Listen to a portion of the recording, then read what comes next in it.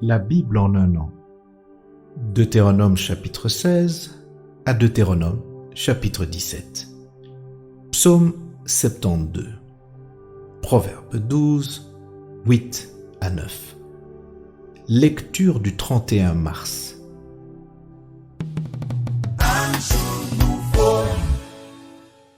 Luc chapitre 9, versets 7 à 27. Hérode le tétrarque entendit parler de tout ce qui se passait et il ne savait que penser, car les uns disaient que Jean était ressuscité des morts, d'autres qu'Élie était apparu et d'autres qu'un des anciens prophètes était ressuscité.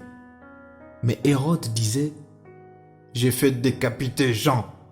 Qui donc est celui-ci dont j'entends dire de telles choses ?» Et il cherchait à le voir. Les apôtres, étant de retour, racontèrent à Jésus tout ce qu'ils avaient fait. Il les prit avec lui et se retira à l'écart du côté d'une ville appelée Bethsaïda. Les foules l'ayant su le suivirent. Jésus les accueillit et il leur parlait du royaume de Dieu. Il guérit aussi ceux qui avaient besoin d'être guéris.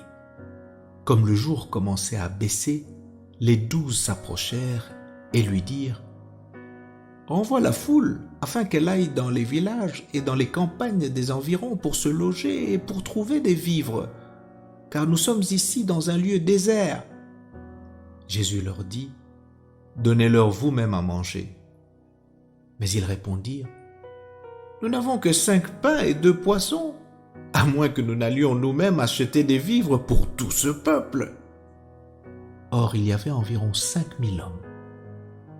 Jésus dit à ses disciples : « Faites-les asseoir par rangées de 50. » Ils firent ainsi. Ils les firent tous asseoir. Jésus prit les 5 pains et les 2 poissons, et levant les yeux vers le ciel, il les bénit. Puis il les rompit et les donna aux disciples afin qu'ils les distribuassent à la foule. Tous mangèrent et furent rassasiés.